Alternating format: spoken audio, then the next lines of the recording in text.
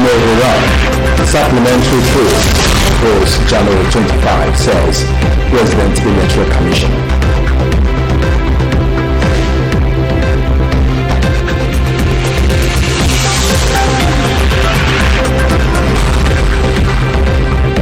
Thus, in Nigeria, now 7.5% as Buhari signs finance bill into law.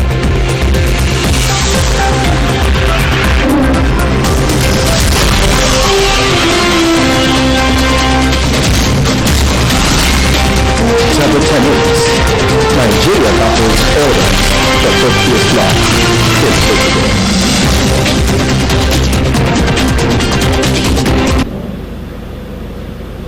Good morning and welcome to the news. I am Jonah Oje. President Muhammadu Buhari has on Monday signed the Finance Bill 2019 into law.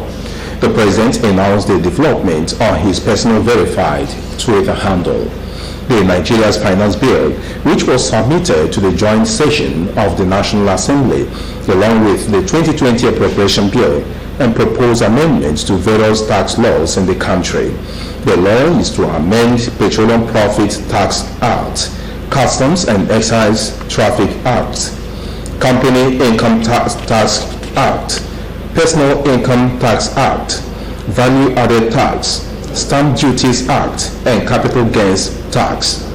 One of the features of the new law is that those who want to open or maintain accounts with Nigeria commercial banks will not have to provide their tax identification number to do so.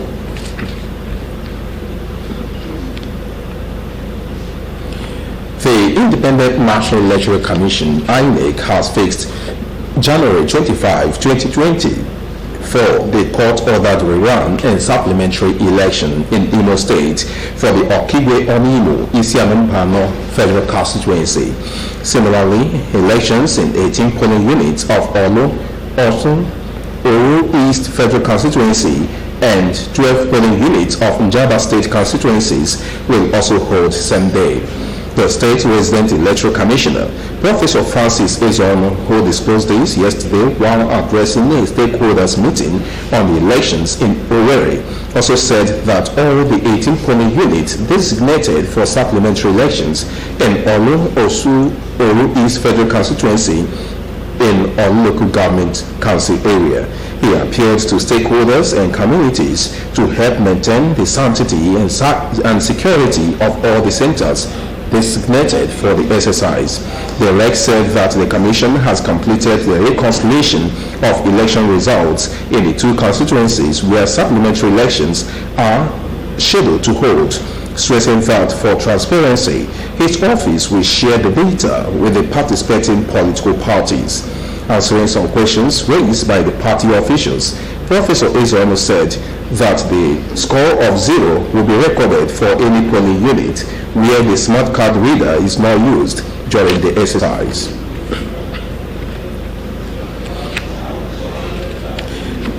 President Muhammadu Buhari has praised the maturity and discipline of the President of the Senate, Ahmed Lawan. He said Lawan's attributes had improved executive-legislature relations since the takeoff of the 9th National Assembly in June 2019. Buhari stated this in a message to congratulate Lawan on his 61st birthday. The message was contained in a statement issued by Buhari's Senior Special Assistant on Media and Publicity, Garuba Shehu. The president said that under Lawan, the Assembly had recorded achievements, citing the passage of the 2020 budget within 3 months of being laid before lawmakers as one example. Meanwhile, the APC has said the early passage of the 2020 budget by the 9th National Assembly will lead to rapid economic growth for the country. The party gave the assurance in a congratulatory message to Lawan on his 61st birthday. The party described Lawan as a diligent and experienced legislator, a loyal party man, and a famous progressive politician.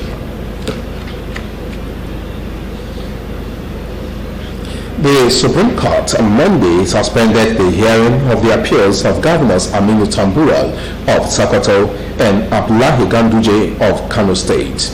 Other governors whose appeals were affected are Emeka Ihedioha of Imo, Bala Muhammad Bauchi, Simon Lalong Plateau, and Samuel Otom Benue.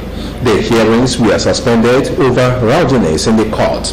The Chief Justice of Nigeria, Justice Tanko Muhammad, gave the order for the suspension of the appeals hearing.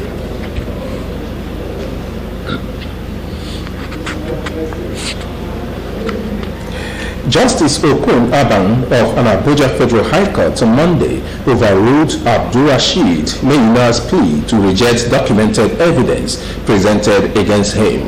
The documented evidence was presented by the Economic and Financial Crimes Commission. Justice Abang said that the defendant was not in a position to determine before the court which document was relevant to the case of the prosecution. He said that any document the prosecution decided to bring before the court to prove their case, provided it was admissible to the law, such documents will be admitted in evidence. He, however, noted that whether the court will consider the document relevant to a case before it was entirely a different issue. The first and second defendants were Mayina and Common Impute Property and Investment Limited. EFCC prosecutor Mr. Farouk Abdullahi presented a set of 5 documents indicating the bank statement of account opening and certificate of identification belonging to Mayina and 4 others as evidence.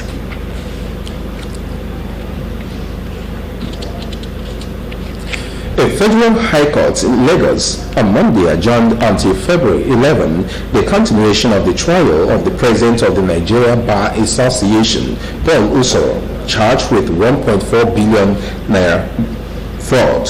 Usoro is being prosecuted by the Economic and Financial Crimes Commission, EFCC, before Justice Rowan Aikawa on 10 counts. Usoro was first arraigned before Justice Muslim Hassan in December 2018, but the case was reassigned to Justice Rowan Aikawa.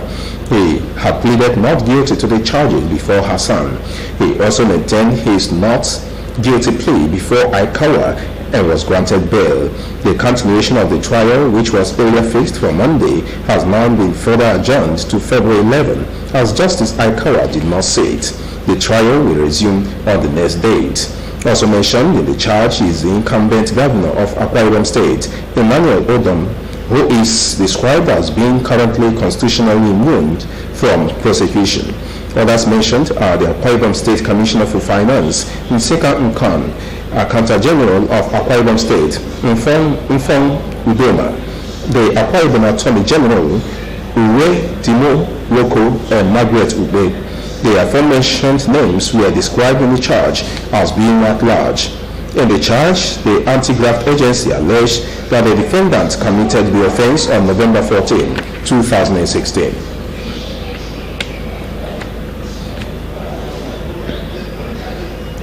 President Muhammadu Buhari has approved the constitution of 2 committees for the Mambila Hydroelectric Power Project in Taraba State.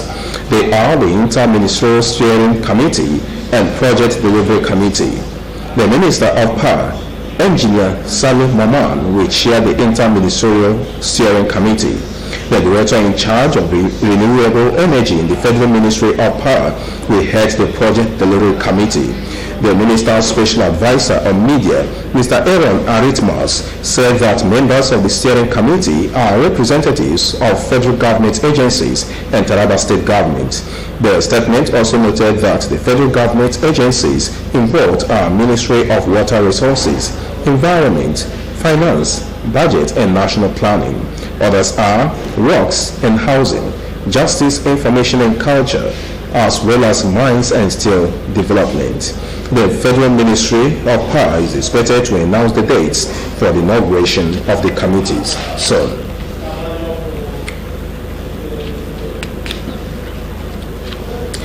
Tension is building up in the southeast over alleged plan by the Enugu Electricity Distribution Company to discard prepared metering and reintroduce estimated billing.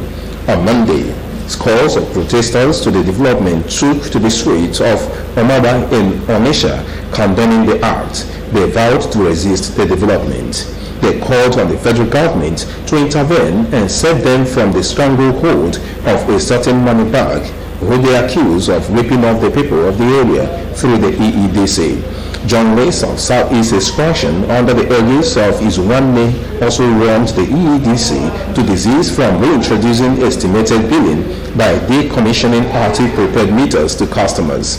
They insisted that the explanation by the distribution company that only 40,000 customers were affected by their scheme was not permissible. The group stated that the withdrawal of functional meters ought to be by replacing them with the preferred option of the company instead of putting affected customers on estimated billing.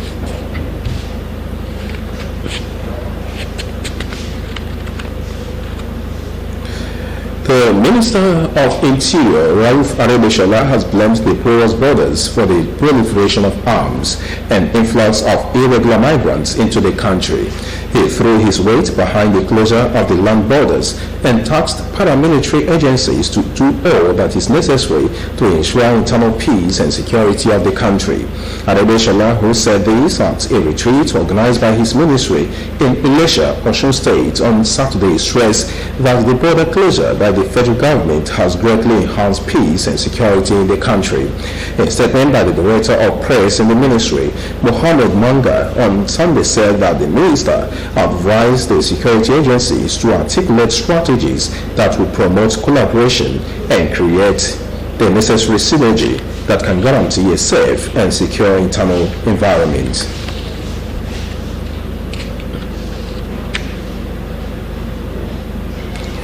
"39 shops and furniture worth 21 million naira at Kubo Furniture Market in Abuja have been destroyed by fire outbreak.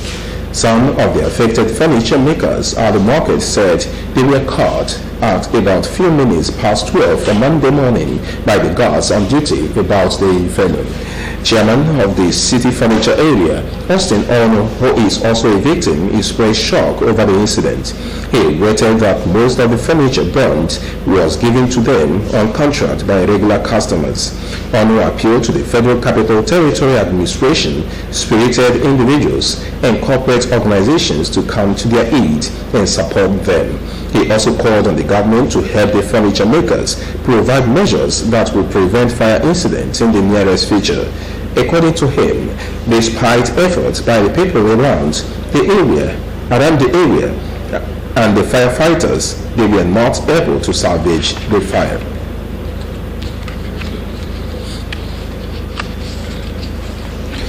The recently Cathedral Circuit of the Methodist Church in Nigeria, Aba Diocese, has held her 2020 Diocesan Pre-Covenant Retreat and Covenant Service. The event took place on Sunday at the church auditorium located at number 38/46 Park Road, Aba. MCL News covered the event. Isimora reports. At the beginning of the year, the Methodist Church Nigeria, Aba Diocese, marched out a Sunday in a year to rededicate themselves to God. This is in line with the covenant service of the congregation, which offers the members the opportunity to seek the face of the Lord and rededicate their lives to God. The covenant service commenced with a procession of the clergy marching in with angelic chants by the choir. The service brought together the members of the various circuits in the Diocese of Aba as it was a combined service. The officiating minister in a sermon emphasized on the theme, called to be a blessing. He admonished the congregation of a new dimension of their lives as the Lord will manifest and grant them total change in all they do. The theme that we consider this morning says, called to be a blessing. Since you discover that God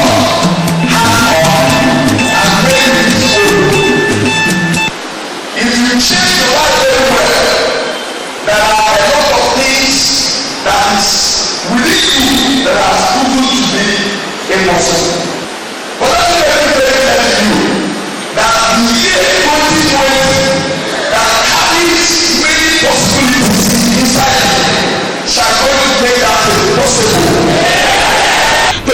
Bishop of Methodist Church Nigeria Apapa Diocese, His Lordship Joseph O.I. Nona, throws some light on the history of the covenant service with its impact on the spiritual lives of the congregation. The covenant service is Methodist property. Others have had to copy it from us. It was after an experience by John Wesley about the 18th century at France.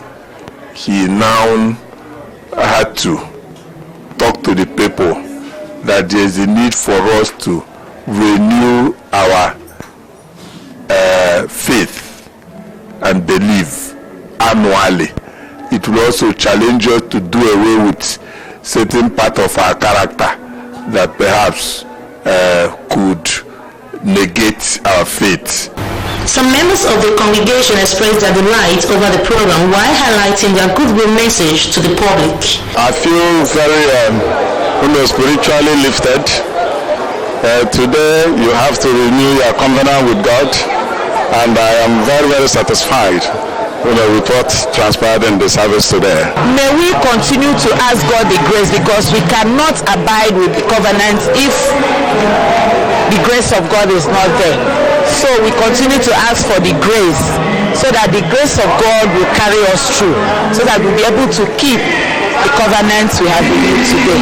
Today has come and gone without any skirmishes, and every other person who attended this service today, they are going to be blessed. Well, through this service, the message we are passing to general public is to let them know that there is need for us to continue to serve God, not just that we come into a new year and we say we have done this last year, we have done the other one last year.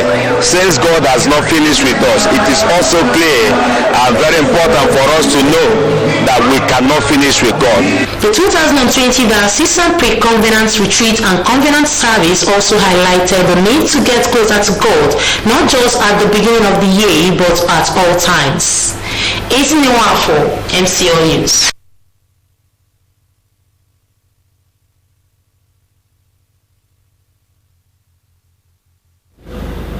Still to come on the news. Nigerian president sacks army chief over the ISIS attacks. 5 countries meet to decide action against Iran over plane crash.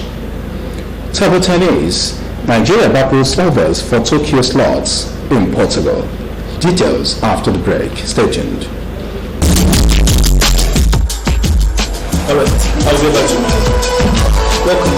We are here for the results. Wow, the lab results. Yes. Okay. Where is this man? She has malaria. Malaria? Yes. What do you think you prescribe for? We prescribe Casimir tablets. Casimir tablets? Yes, Casimir tablets. Casimir tablets get at letter and lumefantrine for inside. Casimir tablets now Maxim Laboratories Private Limited for India. They make them, but na Grace-based pharmacy and store limited. Now then they distribute Casimir tablets for here. Casimir tablets get NAFDAC approval for take fight malaria, comot your family. Casimir tablets, na correct anti-malaria. Casimir tablets, it dey stop every malaria. Mommy, mosquito is biting me. When I ask you to use top rank insecticide. Top rank insecticide kills mosquitoes, cockroach, flies, and every other crawling and flying insects faster anywhere around you. NAFDAC approves top rank insecticide for its effectiveness. Use top rank insecticide and enjoy a peaceful night's rest. Available in all shops and supermarkets near you in 600 milliliter can and 300 milliliter can. Top rank insecticide is marketed nationwide by C Success Multi Services Limited. Telephone 0813 111 2348 or 090-960-22577. Top rank insecticide. What's worth doing is worth doing well. Our esteemed viewer, thanks for your patronage of our programs and services, for which we say thank you. We remind you that at all times, you have the right to quality broadcasting. It belongs to you as well as the right to lodge complaints on broadcast materials or conduct of any broadcast station. MCLtv is open and receptive to your commendations, complaints and criticisms, as such comments strengthen and make us serve you better. Feel free at all times to address your reactions to National Broadcasting Commission, Enugu Zonal Office, Current Drive, Independent Layout, Enugu. You can email us at mbcenuguzone@yahoo.com or Modern Communications Limited, number 9B Obibo Avenue, Aba. MCLtv, the world in your home.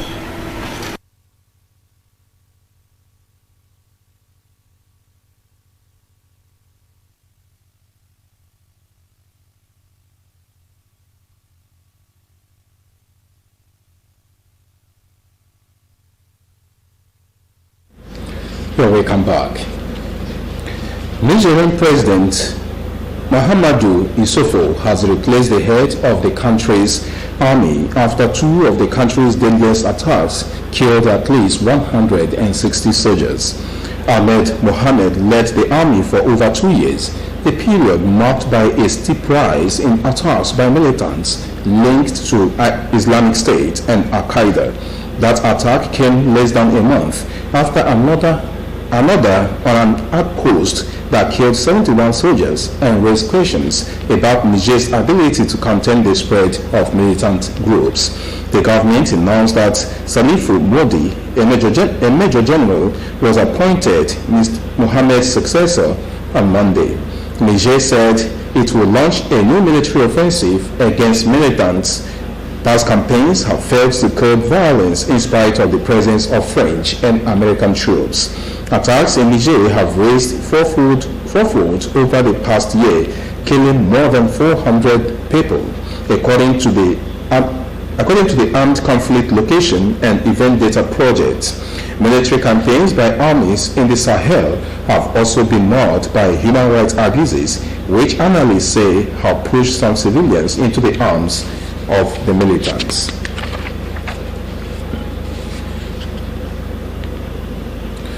Five nations whose citizens were on board the Ukrainian international airliner shot down by Iran will meet in London on Thursday.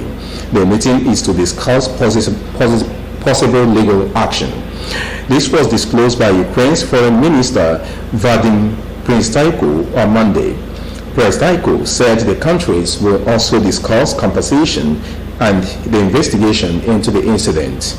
Recall that Iran had on Saturday admitted that its military unintentionally shot down a Ukrainian jetliner, killing all 176 on board.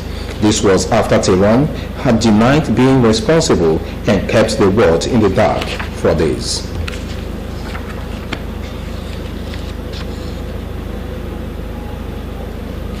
And now sports. Nigeria, as the only African country, will be making another attempt to qualify for Tokyo 2020 Olympic Games as the West African nation battles 33 others in the men and 29 teams in the women at the 2020 World Team Olympics qualifying tournament holding in Gondoma, Portugal on January 22 to 26. From the men and the women events, 18 teams made up of 9 men and 9 women are expected to pick their slots to Tokyo 2020 from the Portugal showdown. According to the playing format, the matches will be in knockout stages, with the first stage made up of a knockout of 64. The 8 teams which make it to the quarterfinals will qualify to the Tokyo 2020 Olympic Games, while the quarterfinals, semi-finals, and final matches will not be played. The 9th and final qualification place for both men's and women's teams will be determined through a second knockout stage between teams losing in the round of 16 of the first stage. The matches are best of 5 individual matches consisting of a doubles and 4 singles.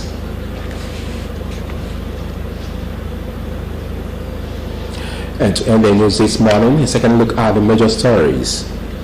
President Muhammadu Buhari has signed the Finance Bill 2019 into law. Tension is building up in the southeast over alleged plan by the Enugu electricity distribution company to discard prepared metering and reintroduce estimated billing.